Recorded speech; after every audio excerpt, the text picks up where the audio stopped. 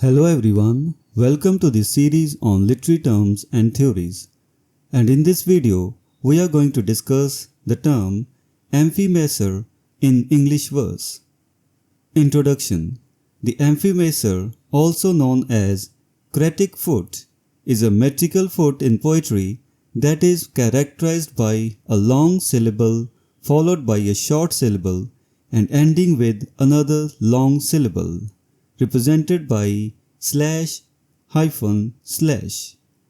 This rare metrical form, believed to have originated with the Cretan poet Thalitas in the 7th century BCE, has found limited use in English poetry. This video will explore the nature of the Amphimacer, its origins, and its application in English verse through examples from notable poets such as Alfred Lord Tennyson and S.T. Coleridge. Origins of Amphimacer.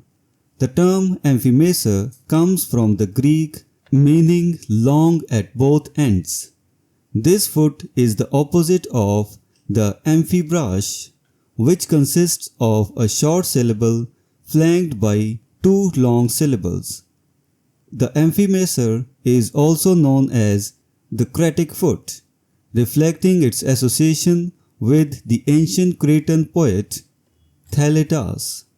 Thalitas is credited with its introduction, and it played a role in the rhythmic and musical traditions of ancient Greek poetry. The Amphimacer in English verse.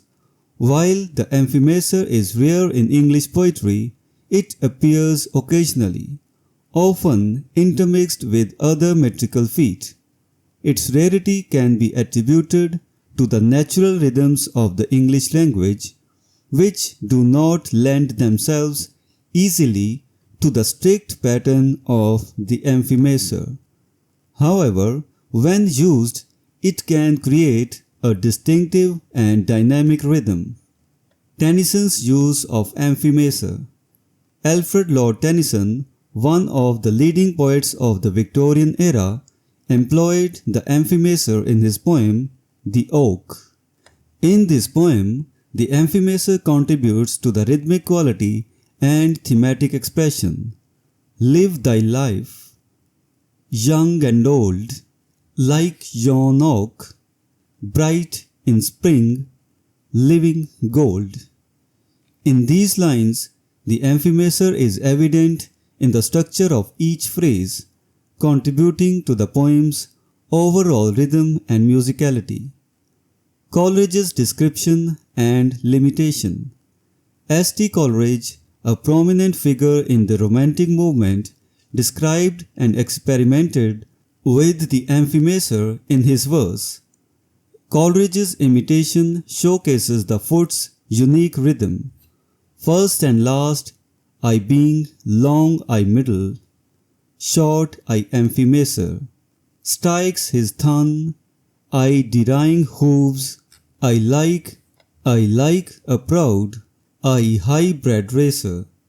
In these lines, Coleridge captures the essence of Amphimacer, although the pattern in the second line is less regular. The meter only fits perfectly if like a is counted as one syllable and bred is unstressed, highlighting the challenges of using this foot in English.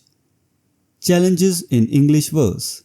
The primary challenge of using Amphimacer in English verse lies in the natural tendencies of the language.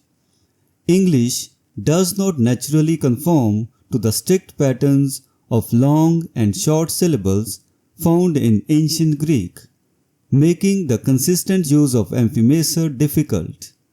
Poets often mix it with other metrical feet to maintain the flow and readability of their verses. Conclusion. The Amphimacer or cretic foot remains a rare but intriguing element in English poetry, originating from the works of ancient Cretan poet Thalitas. This metrical foot presents unique rhythmic possibilities and challenges. Through the works of poets like Tennyson and Coleridge, the Amphimacer has found a place, albeit limited, in English verse. Its distinctive rhythm, characterized by being long at both ends, adds a dynamic quality to poetry, illustrating the diverse metrical traditions that enrich poetic expression. So this was the discussion on the term Amphimacer in English verse. We will meet in the next video and discuss some other topic. Until then, goodbye and thank you.